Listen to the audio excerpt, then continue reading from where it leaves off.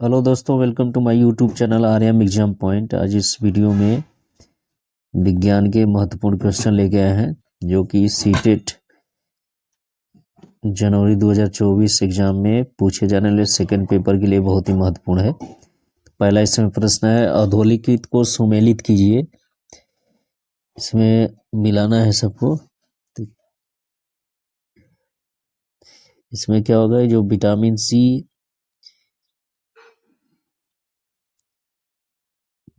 सी की कमी से क्या होता है, स्कर्वी रोग होता है। यानी इसका कौन सा होगा, पांचवा होगा मिलान इसका मिलेगा। यानी ए का कौन होगा, 5 होगा। फिर टोकोफेराल है, टोकोफेराल का जो होता है विटामिन ई का रासायनिक नाम होता है, यानी कितना हो जाएगा, 1 हो जाएगा। फिर विटामिन ए है, विटामिन ए का डाइटेपेरोनाइट से संबंध है, यानी दूसरा हो जाएगा। इसी तरह से क्रम से सब मिलाएंगे तो इसके लिए ए ऑप्शन इसका सही होगा, पहला का ए ऑप्शन। नेक्स्ट आते हैं दूसरा प्रश्न, एस्टर बंधों के टूटने पर किसका पाचन होता है। एस्टर बंधों के टूटने पर किसका पाचन होता है, तो इसमें सही ऑप्शन आएगा दूसरे का। इसमें कार्बोहाइड्रेट्स का पाचन होता है, प्रोटीन का, वसा का, सभी का। तो इसमें एस्टर बंध के टूटने से किसका पाचन होता है, वसा का पाचन होता है, सी ऑप्शन इसका सही होगा। तीसरा है, अस्थायी दांतों की कुल संख्या कितनी होती है, 20, 24, 28, 30। इसमें संख्या होती है 28 होती है, यानी सी ऑप्शन सही होगा तीसरा का, सी नहीं, ए इसका। अस्थायी दांतों की संख्या कितनी होती है, 20 होती है, तो ए ऑप्शन इसका सही होगा तीसरा का। चौथा प्रश्न है, अस्थायी दांतों का क्रम मध्य से पार्श्व की ओर किस प्रकार होता है। 2 इंसाइजर, 1 कैनाइन, 2 प्रीमोलर तथा 3 मोलर। 1 कैनाइन एवं 1 इंसाइजर, 3 प्रोमोलर तथा 3 मोलर। 2 इंसाइजर, 2 कैनाइन, 2 प्रीमोलर तथा 2 मोलर। 1 इंसाइजर, 1 कैनाइन, 3 प्रीमोलर तथा 3 मोलर। तो इसमें कौन सा क्रम सही है अस्थायी दांतों का, तो इसमें पहला सही हो गया, 2 इंसाइजर, 1 कैनाइन और 2 प्रीमोलर तथा 3 मोलर, ये सही ऑप्शन, चौथा का ये ऑप्शन सही होगा। पांचवा प्रश्न है, सुमेलित कीजिए। सूची फर्स्ट और सेकंड को सुमेलित करना है। तो इसमें क्या है, ये सब एंजाइम दिया है और उसका इधर कार्य दिया है, तो इससे मिलान करना है। तो जो लाइपेज है, लाइपेज का काम क्या होता है, वसा विघटन एंजाइम होता है, यानी इसके लिए कौन सा सही होगा, चौथा वाला सही होगा। फिर इसके बाद जो ट्रिप्सिन होता है, वो ट्रिप्सिन प्रोटीन का पाचन करती है, यानी बी के लिए कौन है, तीसरा। एमाइलेज जो है वो कार्बोहाइड्रेट्स का पाचन करता है, और इरेप्सिन जो है पॉलीपेप्टाइडों को एमिनो अम्लों में बदलता है। तो इस तरह से सब मिलाएंगे तो इसका सही आंसर डी वाला आएगा, 5 का डी। अब इसके बाद छठवां प्रश्न आते हैं, इसमें भी सुमेलित करना है। जो पेप्सिन है और ये फिर उनका कार्य दिया है, तो पहले सूची ए और बी सी डी को चारों से मिलान करना है। तो जो पेप्सिन है उसका कार्य क्या होता है, पेप्सिन जो होता है प्रोटीन को पेप्टोन्स में बदलता है, तो ए का कौन सा ही होगा, चौथा। फिर इसके बाद रेनिन है, रेनिन क्या होता है, रेनिन जो होता है कैसिनोजन प्रोटीन से केसिन में उसको बदल देता है, बी का तीसरा सही होगा। फिर जो ग्रहणी है, ग्रहणी जो छोटी आंत से प्रारंभ होती है, और जो पेप्टोन होता है वह एमिनो अम्लों से बने सरल घुलनशील पदार्थों में बदल देता है। इस तरह से सही ऑप्शन इसका बी जाएगा, छक्का बी। अब इसके बाद 7वां प्रश्न आते हैं,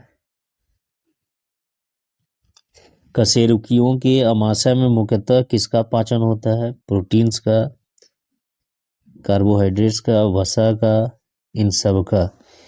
तो अमाशा में किसका पाचन होता है? कशेरुकियों में ये प्रोटीन्स का पाचन होता है, यानी 7 का ए ऑप्शन इसका सही होगा।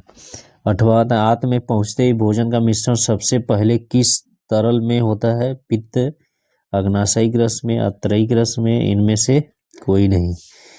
तो ये पित्त रस में तरल होता है, पित्त में, यानी ए ऑप्शन इसका सही होगा, 8 का ए। 9वां, मानव आंखों की पुतली जिस एल्केलाइड के अति तनु विलयन से फैलाई जाती है वह है एफेड्रीन, इक्वेनिल, एट्रापिन, एड्रेनलिन। तो इसमें सही ऑप्शन इसका सी था, एट्रापिन। 9 का सी आंसर सही होगा। 10वां प्रश्न है, कथन इसमें पहले दिया है कि यदि कोई व्यक्ति हरी सब्जियां खाना बंद कर दे तो उसे रतौंधी हो जाएगी। कारण इसमें दिया है उसमें विटामिन ए की कमी हो जाएगी। नीचे दिए गए कूट से सही उत्तर चुनिए। 4 इसमें दिया ए एवं आर दोनों सही हैं एवं आर ए की सही व्याख्या है। ए एवं आर दोनों सही है परंतु आर ए की सही व्याख्या नहीं है। ए सही है परंतु आर गलत है, ए गलत है परंतु आर सही है। तो इसमें सही इसमें क्या होगा? ये डी वाला सही होगा कि ए गलत है परंतु आर क्या है? सही है, कारण उसका सही है। 11वां प्रश्न आते हैं, DDT का पूरा नाम है dichloro diphenyl trichloromethane, dichloro diphenyl trichloroethane, dichloro dibenzyl trichloroethane, dichloro diethyl trichloromethane. तो DDT का जो पूरा नाम है इसमें पहला ऑप्शन सही है, ए वाला सही है। 12 एरोमेटिक यौगिकों का जन्मदाता किसे कहा जाता है? Methane, benzene, phenol, aniline. तो बोला जाता है बेंजीन को बोला जाता है, यानी बी ऑप्शन सही होगा, 12 का बी। 13वां प्रश्न, रसायन उद्योग में कौन मूल रसायन माना जाता है? H2CO3, HNO3, H2SO4, HCl। तो ये H2SO4 को मूल रसायन माना जाता है, सी ऑप्शन इसका सही होगा, 13 का। 14वां प्रश्न है, निम्नलिखित में से किसकी गंध सड़े हुए अंडे जैसे होती है? Sulphur dioxide, nitrous oxide, hydrogen sulphide, carbon monoxide. तो इसमें कार्बन हाइड्रोजन सल्फाइड होता है, तो सी ऑप्शन इसका सही हो। 15, निम्नलिखित में से किसकी उपस्थिति के कारण पीतल का रंग हवा में फीका पड़ जाता है? Oxygen, hydrogen sulphide, carbon disulphide, nitrogen. तो ये जो होता है वो हाइड्रोजन सल्फाइड के कारण होता है, यानी बी ऑप्शन का सही होगा। 16वां प्रश्न है, प्लास्टिक के किसी प्याले में नींबू का रस लेकर लाल लिटमस पेपर पर एक बूंद गिराने पर लाल लिटमस नीला हो जाएगा, लाल लिटमस सफ़ेद हो जाएगा, लाल लिटमस लाल हो जाएगा, कोई प्रभाव नहीं पड़ता है। तो इसमें डी ऑप्शन होगा, कोई प्रभाव नहीं पड़ता है। 17, इसमें यदि आपकी सफ़ेद शर्ट पर हल्दी का पीला दाग लग जाता है तो सल्फर से धोने पर वह लाल हो जाता है, क्योंकि साबुन का विलयन अम्लीय होता है। साबुन का विलयन एक सूचक के रूप में कार्य करता है। साबुन का विलयन एक रंजक के रूप में कार्य करता है। साबुन का विलयन क्षारीय होता है। तो इसमें सही ऑप्शन इसका डी जाता है कि साबुन का विलयन कैसा होता है? क्षारीय होता है, इसलिए वो लाल रंग हो जाता है, पीले को लाल रंग में परिवर्तित कर देता है। 18, जब वर्षा जल में अम्ल की मात्रा अधिक होती है तो यह अम्ल वर्षा अम्ल कहलाती है। इसमें कौन कौन से अम्ल होते हैं? कार्बनिक अम्ल, सल्फ्यूरिक अम्ल, नाइट्रिक अम्ल, ये सभी। तो इसमें कौन कौन से होते हैं? सभी, ये तीनों होते हैं, यानी डी ऑप्शन इसका सही होगा, ये सभी। 19 प्रश्न आते हैं, निम्नलिखित में से कौन सा अम्ल हमारे आमाशय में पाया जाता है जो भोजन को पचाने में सहायता करता है? HCl, H2SO4, HNO3, H2SO4 plus HNO3। तो इसमें HCl होता है, यानी ए ऑप्शन इसका सही होगा, 19 का।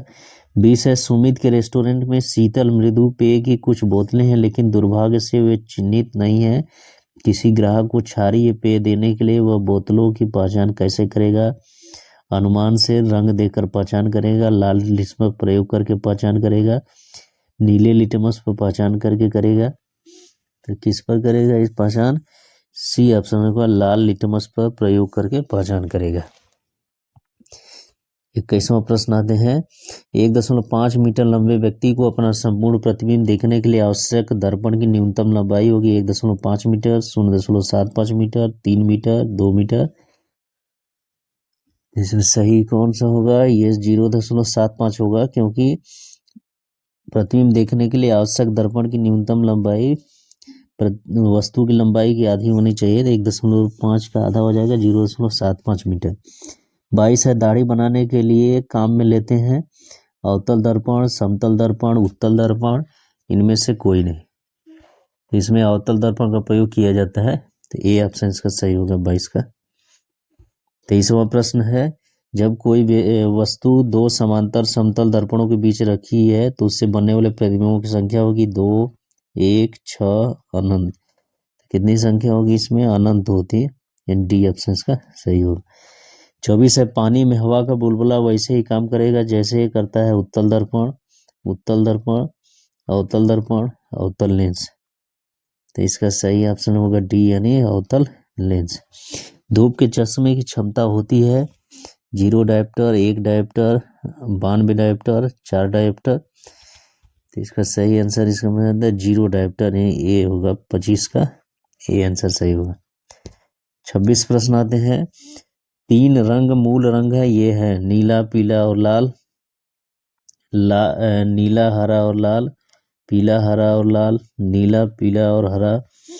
कौन सा इसमें सही ऑप्शन होगा? बी वाला सही होगा।